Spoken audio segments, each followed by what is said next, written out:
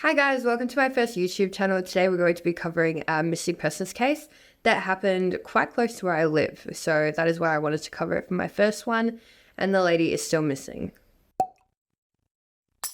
So Mandy Lee Yodgee was born in Melbourne, Australia. She went to the Melbourne Church of England Girls' School. She dropped out at 14 years old to work at a local leather and travels good business store. At the time, she was well known in the local communities around Prahran and South Yarra. Mandy liked to put a lot of effort into her appearance and was said to have a very good sense of style. On Sunday, the 29th of April, 1984, Mandy left home in Windsor at around 4:20 p.m. She took a taxi to the South Yarra Arms Hotel on Toorak Road. At this time, she was just 17 years old.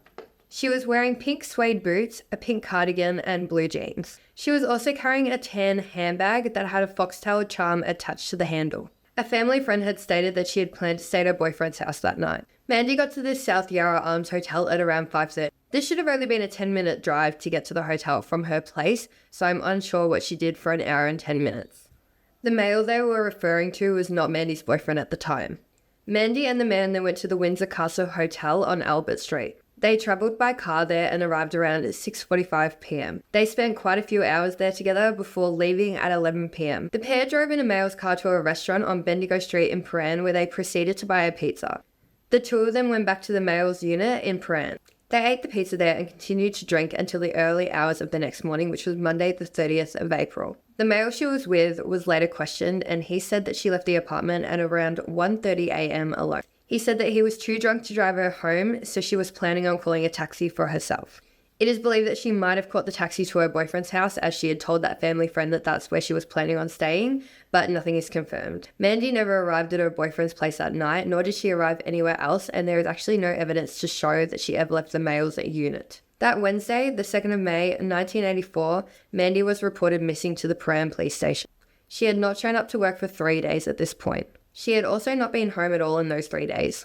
Mandy had been excited for her upcoming 18th birthday party. She had plans to celebrate that coming Saturday, but she did not show up to that either. She had missed her own 18th birthday party, and her boyfriend, friends, and family had not heard from her at all. After Mandy was identified as a missing person, several witnesses came forward. 2 separate witnesses have claimed that they think they saw Mandy on the 2nd and 3rd of May, but these have not been confirmed. On Tuesday, the 8th of May, 1984, Mandy's body was discovered in Sassafras. This is a small township in the Dandenong Ranges in Victoria. This area has quite a dense tree population and is often visited by tourists. It is also about an hour's drive from Prahran. Her body was found near Mountain Highway, which is like the main road that takes you up the mountain. 2 boys were taking a walk through the Dandenongs that Tuesday when they came across her body around lunchtime. She was lying in an embankment and was covered in bushes. Mandy was face down and fully clothed, but she was missing her pink suede boots. She no longer had any shoes on her feet. Investigators believe they could have been taken off and thrown off the side of the highway, but there is no indication as to why they believe this. A post-mortem done on Mandy's body found no cause of death, and to this day no one really knows how she exactly died. Investigators believe she may have been poisoned, but this has not been confirmed either. Mandy's death was treated as suspicious, and investigators strongly believe that she was murdered. Investigators also believe that there are still people in the community that know what happened to Mandy, and they are just keeping it to themselves. It has been nearly 40 years since Mandy was murdered, and their family still have no answers and grief to this day. They also have no idea why Mandy was murdered or what she went through in the last few hours of her life. Mandy's sister, Marnie Dean, was just 10 years old when her sister disappeared. She is now in her 40s and lives in Brisbane selling cars out of a car yard. Marnie contacted one of the boys who found Mandy's body on Facebook. He told her that he had kept newspaper clippings of Mandy's murder for years. Then one day they just disappeared, and he believes somebody took them, but he doesn't know who or why. The man who was last seen with Mandy on April 29th, 1984 is still considered a strong person of interest. Mandy's mother has since passed away, and she has been buried with Mandy's body in Clune Cemetery in Victoria. Mandy's sister started a Facebook page for Mandy. She has made a post on that Facebook page to remember her sister and asked anyone with information to come forward. She believes that the person who killed Mandy is out there somewhere living a normal life.